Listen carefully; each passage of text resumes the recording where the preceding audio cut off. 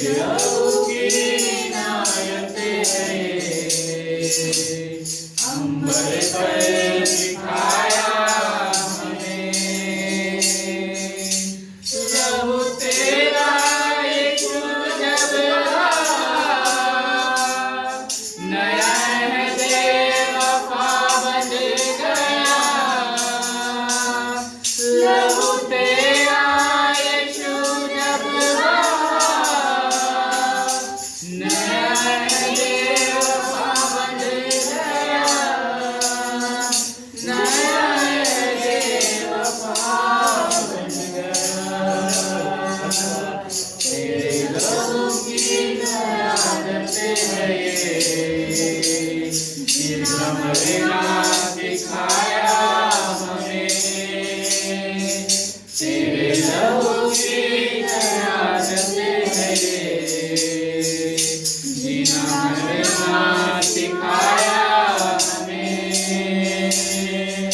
पापों से बोझों से लानत से रोगों से पापों से बोझों से लानत से रोगों से लहू ने छुड़ाया हमें तेरे लहू की शहादत है ये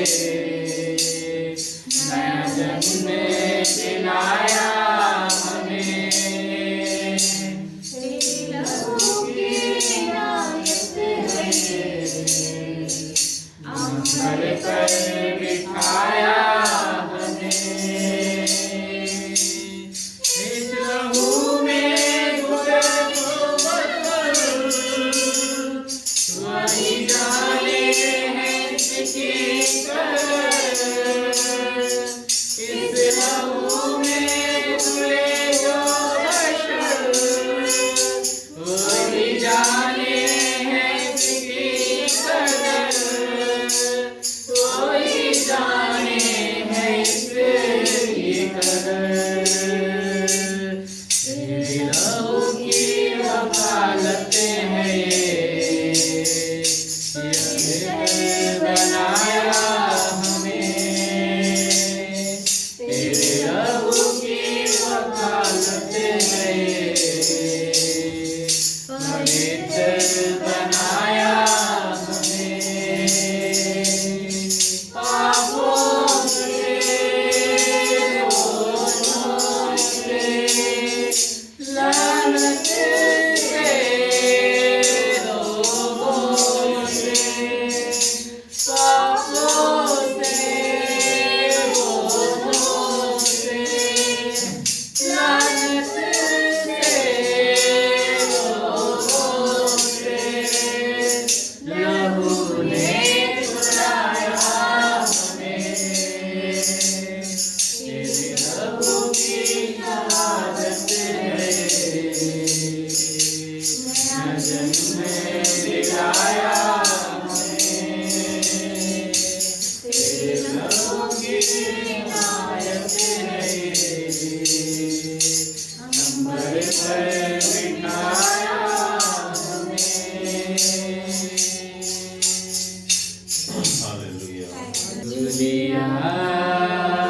छू लिया यीशु ने छू लिया जुड़ गया जिंदगी से नया सिलसिला जुड़ गया जिंदगी से नया सिलसिला हर घड़ी हर जगह गाओ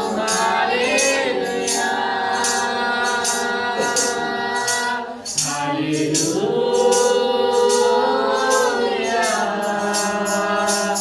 हालेलुया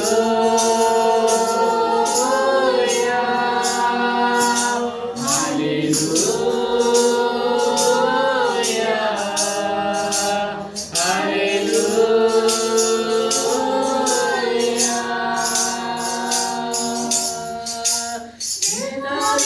हालेलुया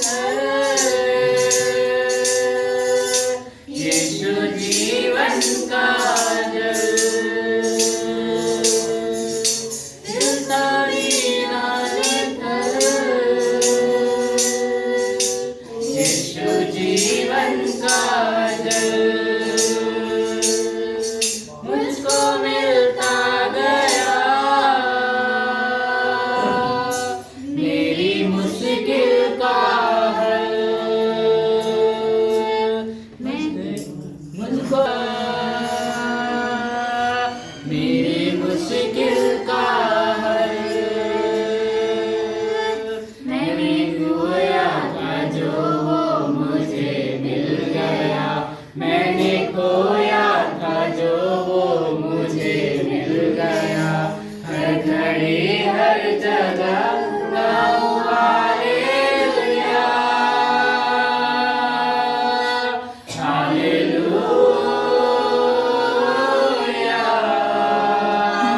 हालेलुया, हालेलुया, हालेलुया।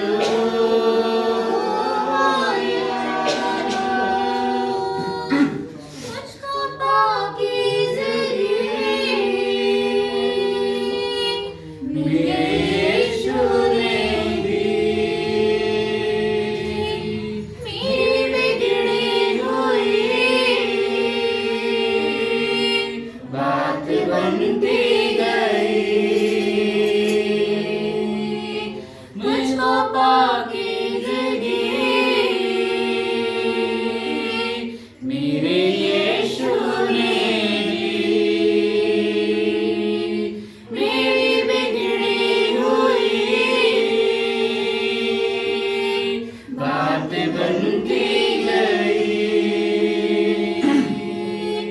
रास्ता खुल गया फिर मुलाकात का, रास्ता खुल गया फिर मुलाकात का। हर घड़ी हर जगह गाऊं हालेलुया, हालेलुया, हालेलुया, हालेलुया, हालेलुया।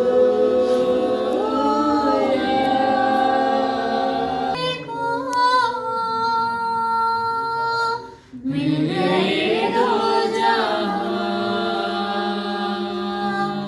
एक नई है ज़मीन, एक नया आसमां। मेरी उम्मीद को मिल गए दो जहां, एक नई है ज़मीन, एक नया आसमां। दर्द में अब दिया राम का, दर्द में अब दिया राम का। हर घड़ी हर जगह गाऊं हालेलुया, हालेलुया, हालेलुया, हालेलुया,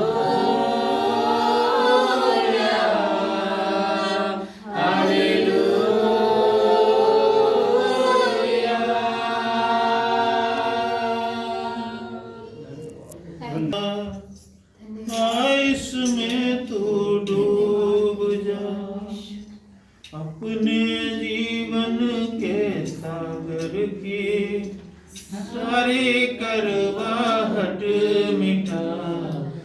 बहता दरिया, बहता दरिया, बहता दरिया,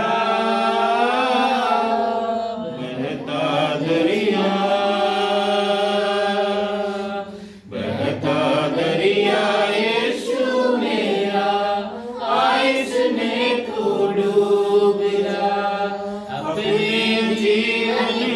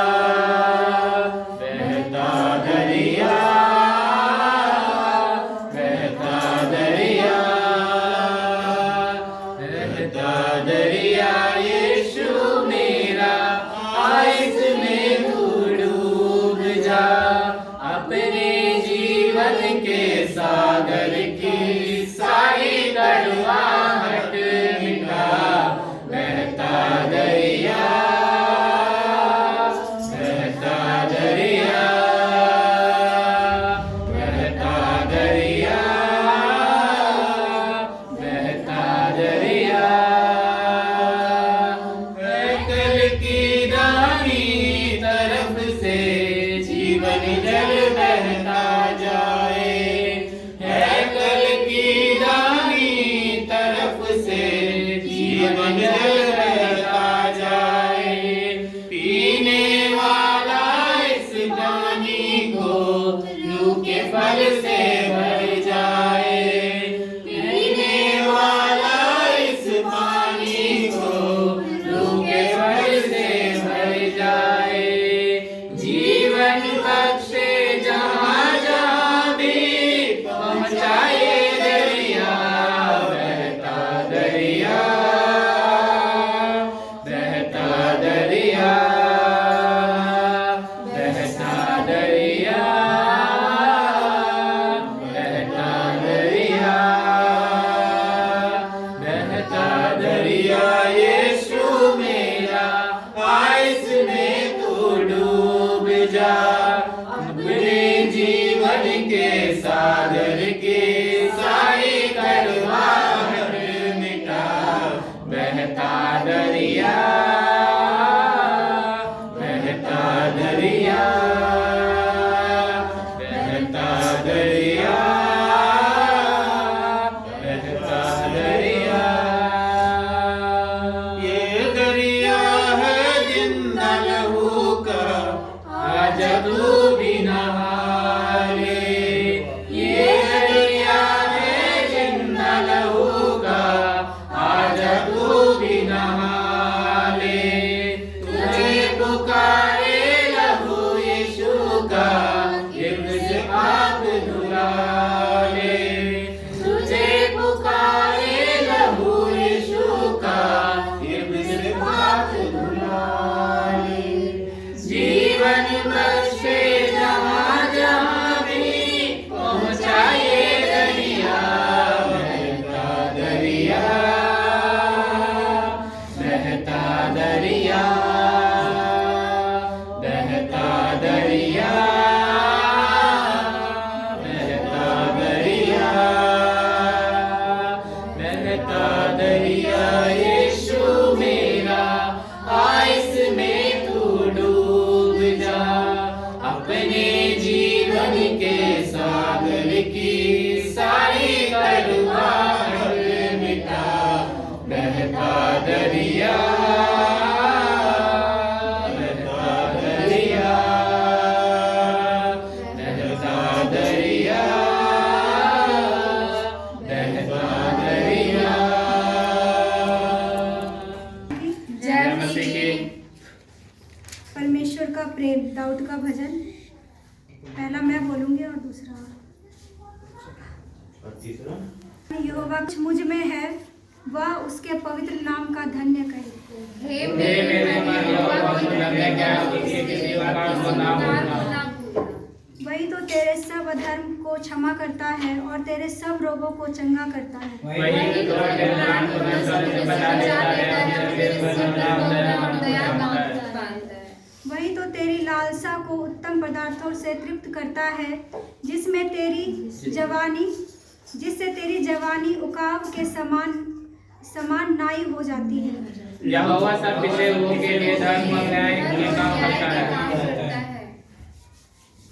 उसने मूसा को अपनी गति और इजराइलियों पर अपने काम प्रकट किए। यहोवा दयालु और अनुग्रहकारी, विलम्ब से कोप करने वाला, अधिक करुणामय है।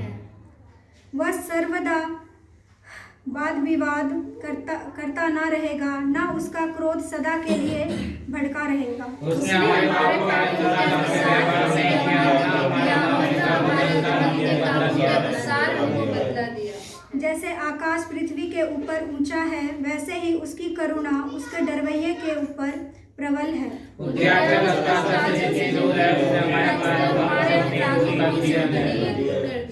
जैसे पिता अपने बालकों पर दया करता है, वैसे ही यहोवा अपने डरवैये पर दया करता है।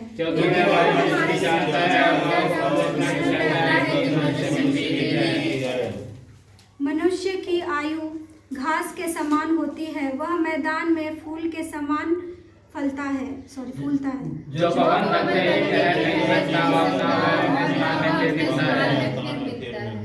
परंतु यहोवा की करुणा उसके डरवैये पर युग युग और उसका धर्म उनके नाती पोतों पर भी प्रकट होता रहता है। अर्थात उन पर जो इसके वाचा का पालन करते हैं और उसके उपदेशों को स्मरण करके उन पर चलते हैं। यहोवा ने तो अपना सिंहासन स्वर्ग में स्थिर किया है और उसका राज्य पूरी सृष्टि पर है। हे यहोवा के दूतों जो बड़े वीर हो और उसके वचनों के मानने से उसको पूरा करते हो, उसने धन्य कहो।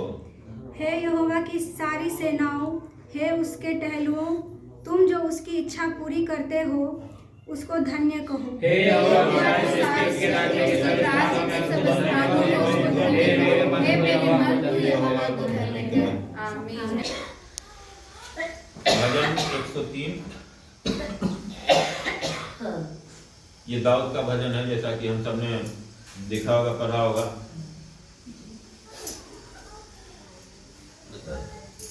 तो हम सब बार बार दाऊद के विषय में बात करते हैं कि राजा दाऊद जो है वो क्या था, उसके अपने घर में भी उसकी गिनती लगभग नहीं के बराबर थी। हालेलुया। हालेलुया। क्योंकि देखो हम बार बार जिक्र करते हैं, इस बात का बार बार हम जिक्र करते हैं कि जब प्रभु के जन शमूएल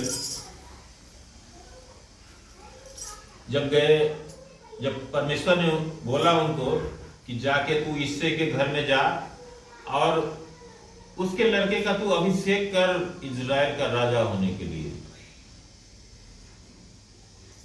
तो वहां पर दाऊद जो है, चूंकि वो सबसे छोटा था और वो भेड़ बकरियों को चराने गया हुआ था, तो बाकी उसके भाई जो है ना, 8-9 भाई जो जितने भी थे वो सब घर में थे। उसमें एक से एक सुंदर थे, एक से एक अच्छे थे, लंबे थे, तगड़े थे। लेकिन बारी बारी से जो है ना शमूएल पूछते हैं परमेश्वर से कि परमेश्वर ये है क्या, तो बोलता नहीं ये नहीं है, तो ये है क्या, तो नहीं।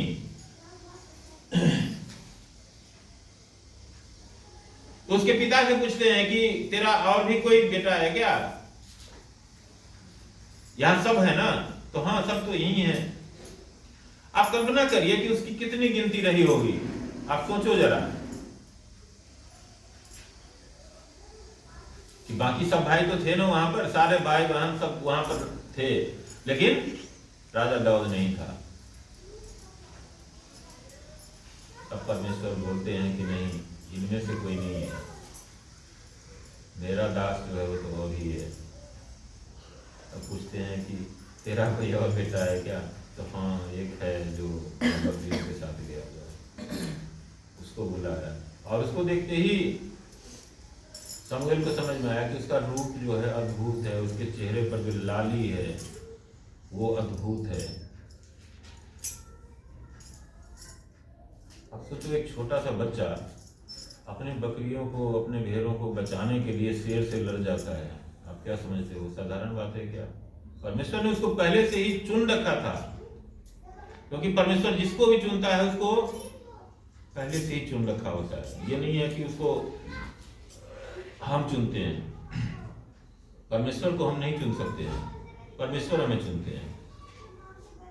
उस समय आता है जब वो प्रकट होते हैं, क्योंकि परमेश्वर को हम नहीं ढूंढ सकते हैं, ये भी एक सच्चाई है। कहा जाता है कि परमेश्वर को खोजो, ये परमेश्वर कहते हैं, लेकिन जब तक परमेश्वर की इच्छा नहीं है, परमेश्वर की ओर से नहीं है, तब तक कोई उसको ढूंढ नहीं सकता है।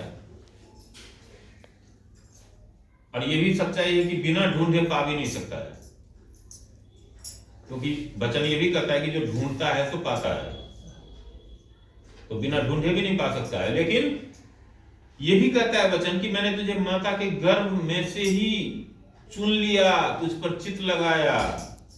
हालेलुया।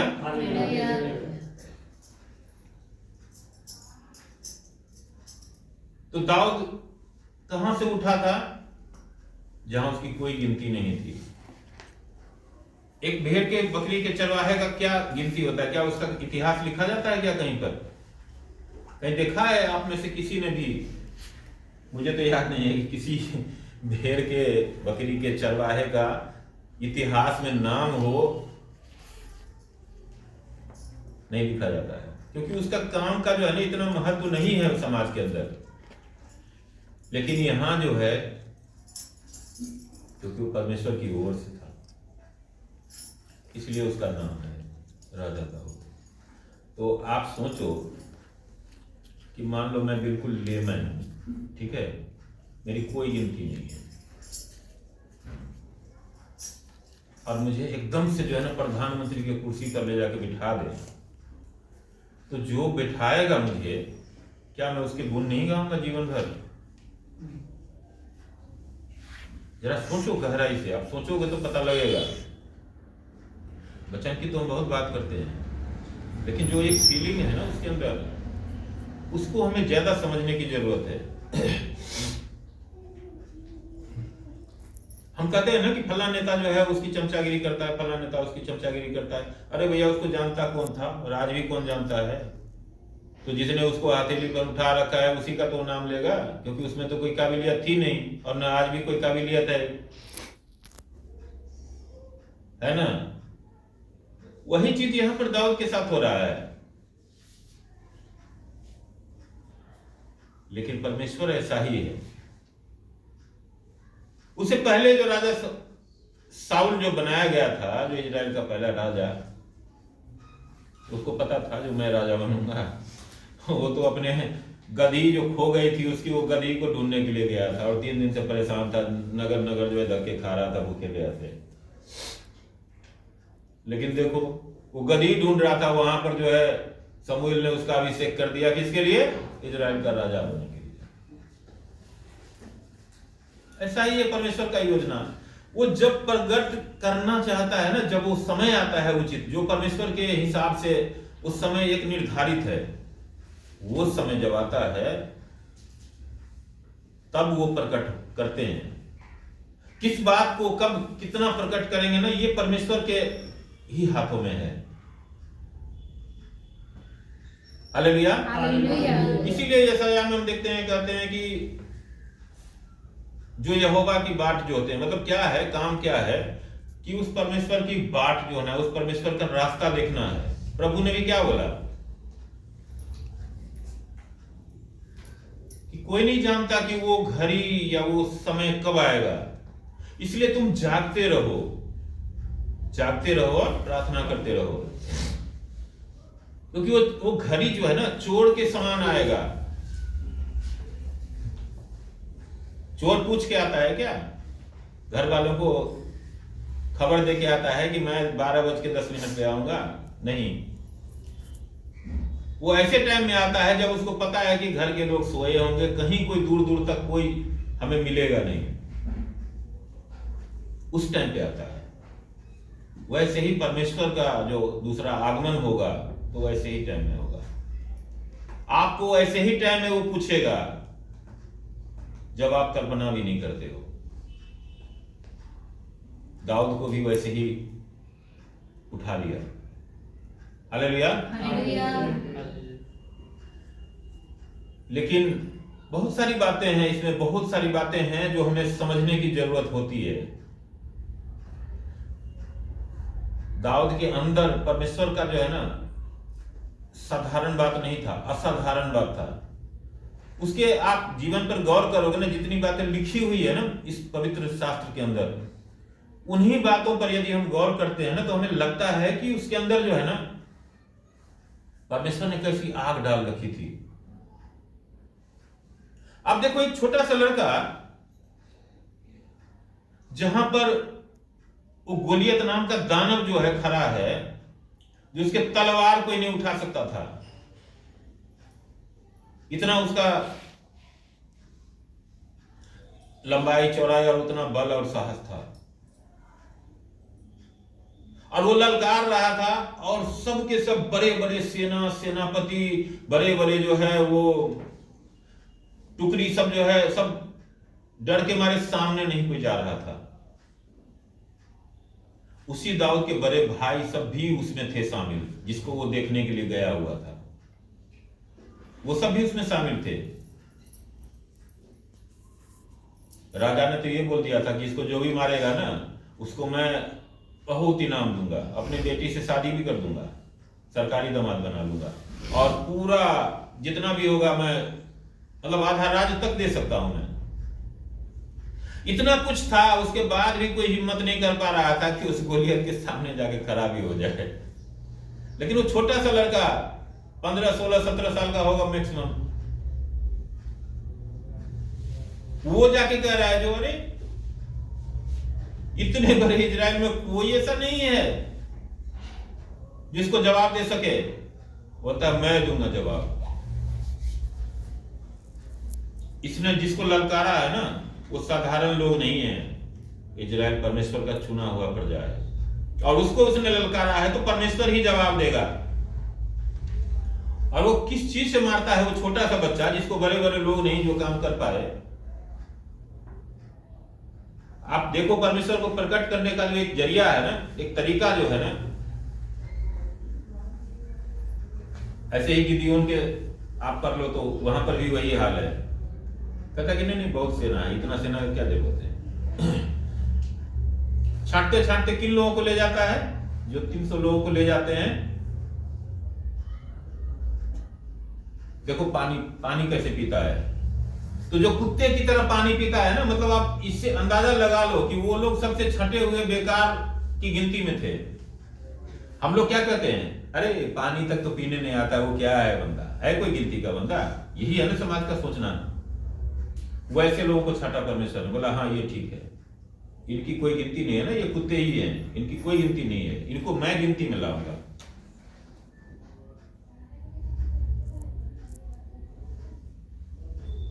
वैसे ही यहां पर है, दाऊद के जीवन में भी वैसे ही है। जो बड़े बड़े लोग काम नहीं कर पाए ना, दाऊद को कपड़े पहनाए गए, ढाल पहनाए गए, तलवार दिया गया, लेकिन अब वो बेचारा इतना सा लड़का, वो जो तलवार उससे कहां उठे, और इतना भारी ढाल और इतने बड़े बड़े जूते या ड्रेस पहन के उसे चला ही नहीं जाए तो लड़ाई क्या करेगा? वो तो दूर की बात है। तो बोला जो अरे मुझसे तो चला ही नहीं जा रहा है, ऐसा उतार दो। फिर वो जैसे था वैसे ही गया, और कुछ नहीं। गुलेल, कभी सुना है गुलेल से कोई आदमी मरा हो? और वो इतना बड़ा दानव गुलेल से ही मार गया है। क्यों मार गिरा है? परमेश्वर ने उसके अंदर एक आग भरी थी। वो गुलेल नहीं था, वो पत्थर नहीं था, वो आग था, जो उस परमेश्वर की आग थी, जो उसके जरिए काम करता था। लेकिन परमेश्वर सिर्फ हमें यही देखना चाहता है कि हम क्या चाहते हैं और हम कहां पर खड़े हैं, हम किसको महत्व देते हैं जीवन में, परमेश्वर को या संसार को। ये जो इतनी बातें जो दाऊद ने लिखी है ना, अभी हमने पढ़ा है, क्यों धन्यवाद कर रहा है परमेश्वर का, क्यों धन्य कह रहा है। और क्या जब राजा बन गया तो उसके बाद क्या दाऊद के जीवन में कोई दिक्कतें नहीं आई क्या? उसके बाद ही बहुत सारी दिक्कतें आई। आप शमूएल की किताब पर हो, आपको पता लगेगा कि कैसे कैसे मुसीबत आए जब वो मारा मारा फिरता था सालों साल, न खाने का ठीक, न पीने का ठीक। लोग उसको श्राप देते थे कि बहुत अच्छा तेरे साथ बहुत बढ़िया हुआ है, तूने भी बहुत से लोगों के साथ गलत किया है, अच्छा हो रहा है तेरे साथ। लेकिन वो जवाब नहीं दे सकता था, इतना मजबूर था। लेकिन परमेश्वर पर जो उसका भरोसा था ना, वो कभी डगमगाता नहीं है, चाहे दुख दे चाहे सुख दे। परमेश्वर पर जो भरोसा है उसका, वो नहीं डगमगाता है। इसीलिए परमेश्वर उसको फिर दोबारा तिबारा चौबारा खड़ा करते हैं। परमेश्वर ने क्या वादा किया है, इस पवित्र शास्त्र में भी लिखा हुआ है कि धर्मी अगर 7 बार भी गिरे तो मैं उठाकर खड़ा करूंगा। आमीन, आमीन। ये परमेश्वर का वायदा है और वो पूरा करता है।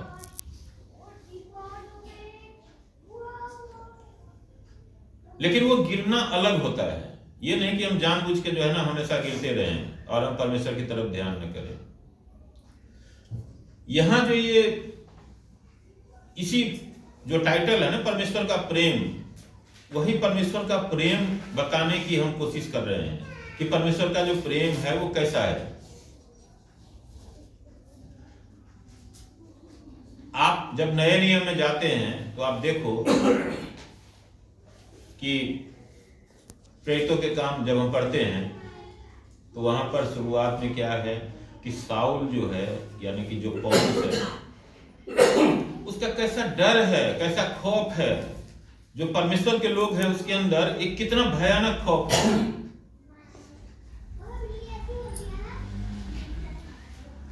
और कैसे वो परमेश्वर के लोगों को मारता है, काटता है, जेल में डाल देता है। मतलब उसका एक ही काम ही है जैसे। लेकिन जिस दिन परमेश्वर ने उसके जीवन में मुकर्रर कर रखा है ना, वो पल जब आता है ना जीवन में, जब परमेश्वर से एनकाउंटर होता है, परमेश्वर के शब्दों का कोई जवाब नहीं होता है उसके पास, ना कोई सवाल होता है उसके पास कि वो हिम्मत है कि परमेश्वर से पूछ ले कोई सवाल। और उसके बाद देखो किस तरह से उसके जीवन में बदलाव आता है कि वैसा कोई उदाहरण ही नहीं है। अय्यूब के जीवन में देखो आप, इतनी परेशानियां आती है, इतनी परेशानियां आती है कि उसका तो वर्णन ही समझो कि असंभव जैसे है। लेकिन फिर भी परमेश्वर पर जो उसका विश्वास है, जो उसका भरोसा है, वो कायम रहता है। और वो कायम रहने के कारण परमेश्वर के आगे वो खरा पाया जाता है। जिसको धर्मी हम बोलते हैं, वो धर्मी मतलब कोई धर्म ऐसा नहीं है, वो खरापन ही है, जिसको राइचियसनेस बोलते हैं। वो परमेश्वर के नजदीक खरा पाया जाता है। और इसका परिणाम क्या होता है कि जो उसने खोया था, उसका हर एक बातों में, हर एक चीजों में कई गुना मिलता है। परमेश्वर उसको इनाम देते हैं, रिवार्ड देते हैं। और उसके जैसा कोई नहीं था, उसके बाल बच्चों के जैसा कोई नहीं था। तो जो ऐसा परमेश्वर है जिसके पास सब कुछ खुद है, उसको कोई क्या दे सकता है। मान लो कि जो बैंक का ही मालिक है, उसको हम जाएंगे 10 रुपया का सिक्का देने के लिए,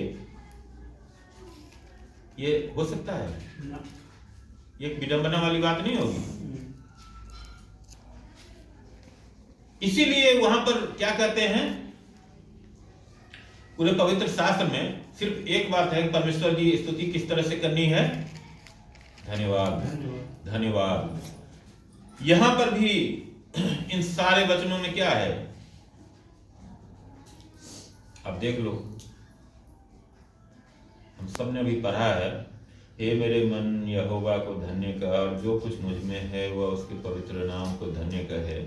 हे मेरे मन यहोवा को धन्य कह और उसके किसी उपकार को न भूलना।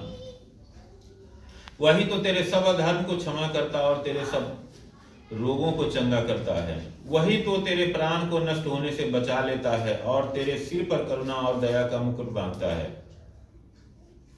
वही तो तेरी लालसा को उत्तम पदार्थों से तृप्त करता है, जिससे तेरी जवानी उकाब के समान नई हो जाती है।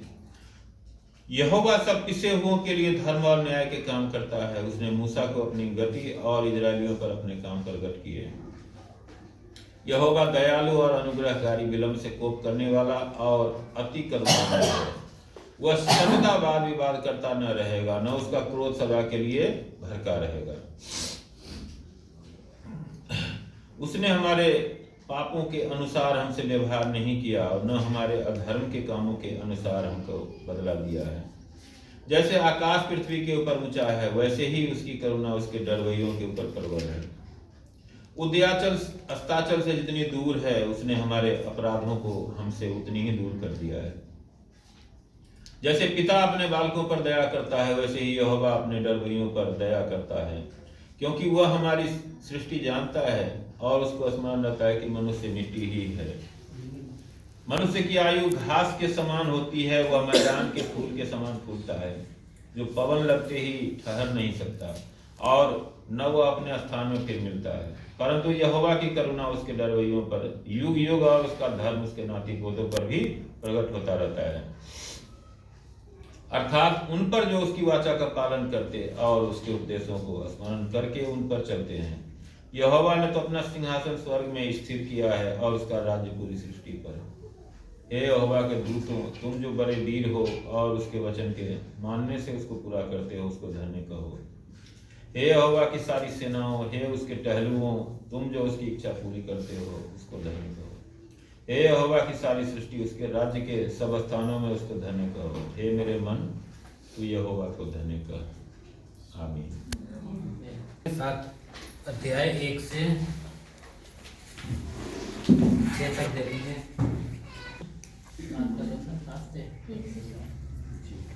जीवन का दृष्टांत। हे भाइयों, क्या तुम नहीं जानते, मैं व्यवस्था के जानने वालों से कहता हूँ कि जब तक मनुष्य जीवित रहता है तब तक उस पर व्यवस्था की प्रभुता रहती है, क्योंकि विवाहिता स्त्री व्यवस्था के अनुसार अपने पति के जीते जीव से बंधी है। परंतु यदि पति मर जाए तो वह पति की व्यवस्था से छूट गई। इसलिए यदि पति के जीते जी वे किसी दूसरे पुरुष की हो जाए तो वह विचारनी कहलाएगी, परंतु यदि पति मर जाए तो वह उस व्यवस्था से छूट गई। यहाँ तक कि यदि किसी दूसरे पुरुष की हो जाए तो भी वह विचारनी ना ठहरेगी। वैसे ही हे मेरे भाइयों, तुम भी मसीह की देह के द्वारा व्यवस्था के लिए मरे हुए बन गए कि उस दूसरे के हो जाओ तो मरे हो में से जी उठा, ताकि हम परमेश्वर के लिए फल लाएं। क्योंकि जब हम शारीरिक थे तो पापों की अभिलाषाएं जो व्यवस्था के द्वारा थी मृत्यु का फल उत्पन्न करने के लिए हमारे अंगों में काम करती थी। परंतु जिसके बंधन में हम थे उसके लिए मर कर अब व्यवस्था से ऐसे छूट गए कि लेख की पुरानी रीति पर नहीं वरन आत्मा की नई रीति पर सेवा करते हैं। यहाँ पे जो है क्या कहते हैं, इस वचन के अंदर जो है क्या है, एक दृष्टांत से जो है समझाया जा रहा है। विवाहित जीवन के दृष्टांत से जो एक इसको समझाया जा रहा है कि किस प्रकार से विवाहित जीवन होगा और परमेश्वर में जो व्यवस्था किस प्रकार से काम करता है। व्यवस्था को अगर हम मानेंगे तो क्या होगा, नहीं मानेंगे तो क्या हम करते हैं, तो उसके बारे में इस वचन के अंदर बताया गया है। हम पहला वचन देखेंगे तो हे भाइयों, क्या तुम नहीं जानते, मैं व्यवस्था के जानने वालों से कहता हूँ कि जब तक मनुष्य जीवित रहता है तब तक उस पर व्यवस्था की प्रभुता रहती है। हम लोग जानते हैं कि परमेश्वर ने जो है व्यवस्था ठहराई है। सब लोग मतलब अधिकतर लोग कहते हैं क्या कि परमेश्वर व्यवस्था को, यीशु मसीह जब आया तो क्या करने आया था, व्यवस्था को खत्म करने आया था। परंतु प्रभु जो खुद ही जो थे उन्होंने क्या कहा था कि वो व्यवस्था को खत्म करने नहीं वरन पूरा करने आया था। अगर हम सुनेंगे तो अधिकतर लोग जो नहीं जानते वो यही बात कहते हैं कि यीशु मसीह व्यवस्था को खत्म करने आया था, परंतु प्रभु खुद स्वयं क्या कहता है कि मैं व्यवस्था को खत्म करने नहीं वरन उसको पूरा करने आया था। तो यहाँ पर वही बता रहा है वचन कि हे भाइयों, क्या तुम नहीं जानते, मैं व्यवस्था के जानने वालों से कहता हूँ। अब यहाँ पे कौन व्यवस्था को जानता है? हम लोग, हम जानते हैं व्यवस्था को। क्यों? क्योंकि हमने परमेश्वर के वचन को सुना है, बाइबल को पढ़ा है, तो हम क्या है, अब व्यवस्था को जानने वाले हैं। हम व्यवस्था को जानते हैं। तो यहाँ पे वही बताया कि जानने वालों से कहता हूँ कि जब तक मनुष्य जीवित रहता है तब तक उस पर व्यवस्था की प्रभुता रहती है। अब जब तक हम जीवित है तब तक हमें व्यवस्था को मानना पड़ेगा। जो प्रभु ने आज्ञा दिया उसको हमें मानना पड़ेगा और उस पर हमें चलना पड़ेगा। क्योंकि विवाहिता की स्त्री व्यवस्था के अनुसार अपने पति के जीते जी उससे बंधी है, परंतु यदि पति मर जाए तो वह पति की व्यवस्था से छूट गई। जैसा कि हम लोग जानते हैं कि संसारिक रीति से अगर हम देखें तो एक स्त्री जो है जब उसकी शादी होती है तो क्या होती है, पति मतलब उसका पति होता है, उसके साथ वो बंध जाती है। उसका रिश्ता क्या होता है, पति, और मतलब पति पत्नी का रिश्ता होता है। परंतु जब तक उसका पति ना मर जाए, वो कहते हैं उसका पत्नी ना मर जाए, तब तक दोनों एक दूसरे से अलग नहीं होते हैं। तो यहाँ पे क्या बताया, क्योंकि विवाहिता स्त्री व्यवस्था के अनुसार अपने पति के जीते जी उससे बंधी है। जब तक पति जिंदा है तब तक वो स्त्री उसके साथ उसका रिश्ता बंधा हुआ है। परंतु यदि पति मर जाए तो वह पति की व्यवस्था से छूट गई। जब उसका पति मर गया तो उसका व्यवस्था जो था, मतलब जो बंधी हुई थी इस रिश्ते में, वो क्या हो गया, समाप्त हो गया, खत्म हो गया। इसलिए यदि पति के जीते जी वे किसी दूसरे पुरुष की हो जाए तो वह व्यभिचारिणी कहलाएगी। परंतु यदि पति मर जाए तो वह उस व्यवस्था से छूट गई। यहाँ तक कि यदि किसी दूसरे पुरुष की हो जाए तो भी व्यभिचारिणी ना ठहरेगी। अब यहाँ पे जो है तीसरे वचन में बता रहे हैं, इसलिए यदि पति के जीते जी वह किसी दूसरे पुरुष की हो जाए। अब यहाँ पे जीते जी मतलब ये नहीं कि पति जिंदा है। आज के समय में हम देख रहे हैं कि किस तरीके से जो है 2 महीना होता है शादी का, क्या होता है, वो लोग डिवोर्स ले लेते हैं, कुछ भी तलाक ले लेते हैं। यहाँ पे सिर्फ मर जाने का मतलब ये नहीं है कि पति मर गया तभी वो। यहाँ पे जो आज के समय में जो हम देखते हैं कि आज के समय में संसार में मसीह लोगों के अंदर भी, ये नहीं कि विश्वासी मसीह लोग भी क्या करते हैं, 2 महीने हम किसके लिए शादी करते हैं, फिर क्या होते हैं, अलग हो जाते हैं। तो यहाँ पे उसी के, अब यहाँ पे जो है सिर्फ पत्नी लिखा हुआ, तो इसका मतलब ये नहीं कि सिर्फ वो पत्नियों के लिए ही आदेश है, पति जो है क्या करे, मजे में घूमे और सब कुछ करे, ऐसा नहीं है। यहाँ पे वचन जो है सब सुन रहे, तो यहाँ पे सभी के लिए, आगे आने वाले लोगों के लिए भी है। तो यहाँ पे क्या बता रहा है, इसलिए यदि पति के जीते जी वह किसी दूसरे की हो जाए तो वह व्यभिचारिणी कहलाएगी। परंतु यदि पति मर जाए तो उस व्यवस्था से छूट गई। तो इसलिए हमें वचन को अगर हम समझते हैं, वचन को हम जानते हैं और वचन पे हम चलते हैं, तो हमें ये गांठ बांध लेना है कि हम जो है अपने शरीर से भी क्या करते हैं, पाप करते हैं। हम अपने मुंह से जो बोलते हैं उससे भी हम पाप करते हैं। हम कुछ भी करें गलत, हम सभी चीज से पाप कर रहे हैं। अगर हम किसी के ऊपर गलत नजर से देख रहे हैं तो भी हम क्या कर रहे हैं, पाप कर रहे हैं। हम उसको अंजाम दे चाहे ना दे, पर अगर हमने गलत नजर से देखा तो भी हमने पाप किया। क्योंकि वचन बाइबल के अंदर बताता है कि अगर तूने किसी स्त्री को देखकर अपने मन में विचार भी लाया तो क्या किया, पाप कर दिया। तो ये हमें सोचना है, समझना है। और अगर हम परमेश्वर के भय को मानते हैं तो हम उसकी व्यवस्था को भी मानेंगे जो परमेश्वर ने व्यवस्था में दी है। परंतु यदि पति मर जाए तो इस व्यवस्था से छूट गई। यहाँ तक कि यदि किसी पुरुष की हो जाए तो भी व्यभिचारिणी ना ठहरेगी। अब यहाँ पे बता रहा है कि अगर उसका पति मर गया है और उसके बाद वो किसी दूसरे की हो जाएगी तो भी वो क्या होगी, व्यभिचारिणी नहीं कहलाएगी। वैसे ही हे मेरे भाइयों, तुम भी मसीह की देह के द्वारा व्यवस्था के लिए मरे हुए बन गए कि उस दूसरे के हो जाओ जो मरे हुए में से जी उठा। अब यहाँ पे जो है वचन हमें किसके बारे में बता रहा है, परमेश्वर के बारे में बता रहा है कि जब वैसे ही हे मेरे भाइयों, तुम भी मसीह की देह के द्वारा व्यवस्था के लिए मरे हुए बन गए। जब हम प्रभु को नहीं जानते थे, हम परमेश्वर में नहीं थे, तो हम क्या थे, मरे हुए थे। हमें कुछ नहीं पता था, हम मरे हुए थे कि उस दूसरे के हो जाओ जो मरे हुए में से जी उठा।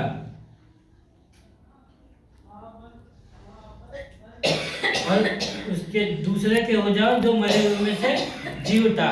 तो हम लोग जानते हैं कि मरे हुए में से कौन जी उठा, यीशु मसीह। तो यहाँ पे जो है वचन हमें बता रहा है कि मसीह को हम जो थे किसके लिए मरे, ताकि हम मसीह के द्वारा जीवित हो जाए जो हमारे लिए मरा। आज हम किसके द्वारा जीवित हुए, मसीह के द्वारा।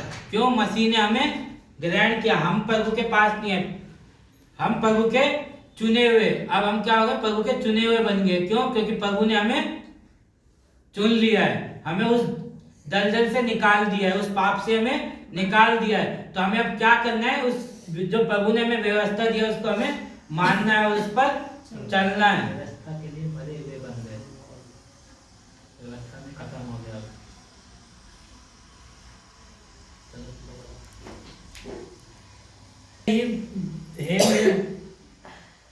क्योंकि जब हम शारीरिक थे तो पापों की अभिलाषाएं जो व्यवस्था के द्वारा थी मृत्यु का फल उत्पन्न करने के लिए हमारे अंगों में काम करती थी। और यहाँ पे 5वें वचन में क्या कहा है, क्योंकि जब हम शारीरिक थे तो पापों की अभिलाषाएं जो व्यवस्था के द्वारा थी मृत्यु का फल उत्पन्न करने के लिए हमारे अंगों में काम करती थी। जब हम प्रभु को नहीं जानते थे, जब हम वचन को नहीं सुनते थे, तो भी हमारे अंदर जो थी, जब हम शारीरिक थे तो पापों की अभिलाषाएं, पाप जो थे हमारे अंदर, जो पाप थी, आज भी जो हम क्या है, हमारे अंदर अभिलाषाएं हैं। हमारे अंदर बहुत सी अभिलाषाएं हैं जो हमारे को पाप करने के लिए पाप उत्पन्न करने के लिए वो अभिलाषाएं आज भी हमारे अंदर काम करती है।